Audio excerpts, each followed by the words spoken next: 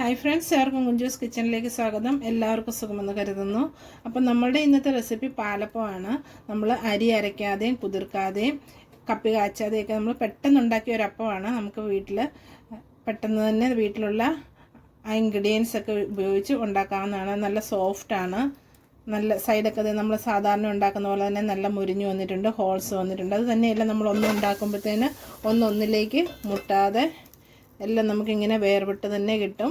ഒരു കുഴപ്പമില്ലാതെ നല്ല പെർഫെക്റ്റായിട്ട് ഒരപ്പമാണ് നമ്മുടെ ഇന്നത്തെ വീഡിയോ. അപ്പോൾ നമുക്ക് വീഡിയോയിലേക്ക് പോകാം. വീഡിയോയിലേക്ക് പോകുന്നതിന് മുമ്പായിട്ട് എൻ്റെ ചാനൽ ഇതുവരെ സബ്സ്ക്രൈബ് ചെയ്യാത്തവരുണ്ടെങ്കിൽ പ്ലീസ് എല്ലാവരും ഒന്ന് സബ്സ്ക്രൈബ് ചെയ്ത് എന്നെ ഒന്ന് സപ്പോർട്ട് ചെയ്യണം. അപ്പോൾ ഡീറ്റെയിൽ ആയിട്ട് ഇനി നമുക്ക് വീഡിയോയിലേക്ക് പോകാം. ഞാൻ അതിനായിട്ട് ഒരു കപ്പ് റവ എടുത്തിട്ടുണ്ട്. ഈ കപ്പിന് 1 കപ്പ് റവയാണ് എടുത്തിരിക്കുന്നത്. ആ സെയിം കപ്പിന് തന്നെ അധികം പുളിയില്ലാത്ത ഒരു 3/4 കപ്പ് തൈര് എടുത്തിട്ടുണ്ട്. നമുക്കിത് രണ്ടും കൂടി ആദ്യം ഒന്ന് മിക്സ് ചെയ്ത് വെക്കാം.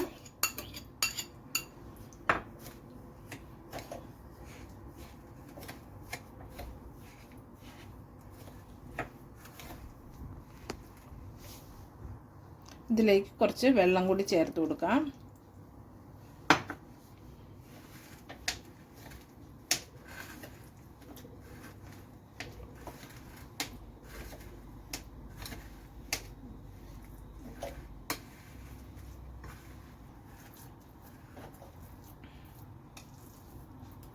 അപ്പം നമ്മൾ റവയൊന്ന് കുതിർത്ത് വെച്ചിട്ടുണ്ട്. ഇനി ഇതിവിടെ മാറിയിരിക്കട്ടെ.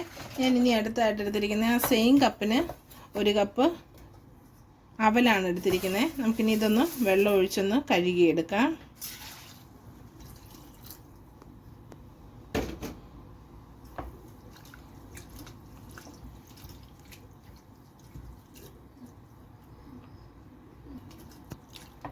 ഇനി നമുക്കിത് ഇതുപോലൊന്ന് പിഴിഞ്ഞ് മിക്സിയുടെ ജാറിലേക്ക് മാറ്റാം.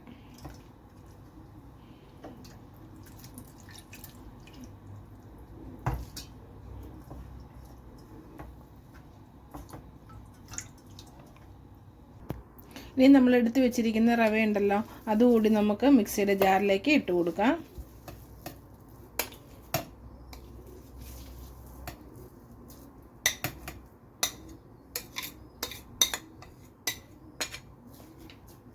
ആ കൂട്ടത്തിൽ ഒരു 1/2 ടീസ്പൂണ് ഉപ്പുപൊടി നമുക്കിതിലേക്ക് ചേർത്ത് കൊടുത്ത് ഇതിലേക്ക് ഒരു 3/4 ഗ്ലാസ് വെള്ളം നമുക്ക് ഒഴിച്ചു കൊടുക്കാം.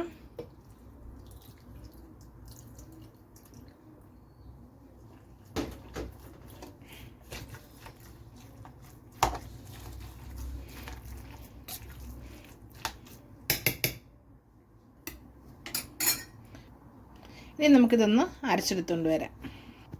അപ്പം നമ്മൾ എല്ലാം കൂടെ അരച്ചെടുത്തുകൊണ്ട് വന്നിട്ടുണ്ട്.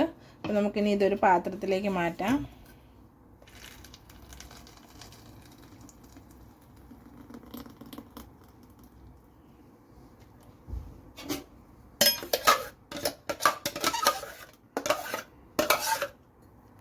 അപ്പം നമ്മുടെ മാവ് ഈ ഒരു കൺസിസ്റ്റൻസിയിലാണ് നമ്മൾ അരച്ചെടുക്കുന്നത്. ഇനി നമുക്കിതിലേക്ക് ചേർത്ത് കൊടുക്കേണ്ടത് ഒരു 1/4 ടീസ്പൂണോളം സോഡാപ്പൊടിയാണ്. അതുകൂടെ കൂടി നമുക്ക് നന്നായിട്ടൊന്ന് മിക്സ് ചെയ്യണം നമ്മുടെ മാവ്. അതിനുശേഷം നമുക്കൊരു 15 മിനിറ്റ് നേരത്തോളം നമുക്കിതൊന്ന് ഫെർമെൻറ്റേഷന് വേണ്ടി മാറ്റി വയ്ക്കണം. അപ്പം നമ്മുടെ അപ്പം നല്ല സോഫ്റ്റായിട്ട് നമുക്ക് കിട്ടും. അപ്പം അപ്പം ചുടുന്നതിന് മുമ്പായിട്ട് നമുക്ക് ഉപ്പൊക്കെ ഒന്നുകൂടി ഒന്ന് ടേസ്റ്റ് ചെയ്ത് നോക്കിയിട്ട് നമുക്ക് അപ്പം ചുടാവുന്നതാണ്. നമ്മൾ ഓൾറെഡി ഉപ്പ് ചേർത്തിട്ടുണ്ട്. ഉപ്പൊക്കെ മതിയോ എന്ന് ഒന്നുകൂടി നോക്കാവുന്നതാണ്. നമുക്കിനി ഇത് ഒരു 15 മിനിറ്റ് നമുക്ക് മാറ്റി വയ്ക്കാം. അപ്പം നമ്മുടെ മാവ് വെച്ചിട്ടൊരു 15 മിനിറ്റ് ആയിട്ടുണ്ട്. പൊങ്ങി വന്നിട്ടുണ്ട്. ഇനി നമുക്ക് ഇതിൻ്റെ ഉപ്പൊക്കെ ഒന്നുകൂടെ നോക്കിയിട്ട് നമുക്കിത് ചുടാൻ തുടങ്ങാം. അപ്പം നമ്മുടെ മാവിൻ്റെ ഉപ്പൊക്കെ കറക്റ്റാണ്. അപ്പം നമുക്ക് ഇനി ഓരോന്നായിട്ട് അപ്പം ചുട്ടെടുക്കാം.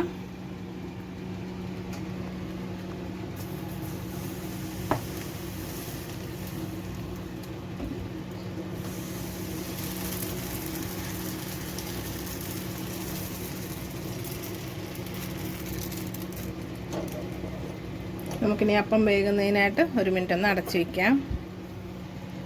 നമ്മുടെ ഫ്ലെയിം നമ്മളുടെ ആ ചട്ടിയിലേക്ക് വരുന്ന ആ ഒരു കറക്റ്റിൽ വേണം വെക്കാനായിട്ട്. ഞാനിപ്പോൾ ഒരു മീഡിയത്തിനും ലോയ്ക്കും മേളിലായിട്ടാണ് വെച്ചിരിക്കുന്നത്. നമ്മുടെ ചട്ടിയിലേക്ക് ആ ഫ്ലെയിം വന്ന് നിൽക്കുന്ന രീതിയിൽ. അപ്പം നമുക്ക് നമ്മുടെ അപ്പം തുറന്ന് നോക്കാം. ഇപ്പോൾ 1 മിനിറ്റ് ആയിട്ടുണ്ട്. അപ്പം നമ്മുടെ അപ്പത്തിൻ്റെ സൈഡൊക്കെ തന്നെ നന്നായിട്ട് മുരിഞ്ഞ് വന്നിട്ടുണ്ട്. നമുക്കിനി അപ്പം ചട്ടിയിൽ നിന്ന് മാറ്റാം.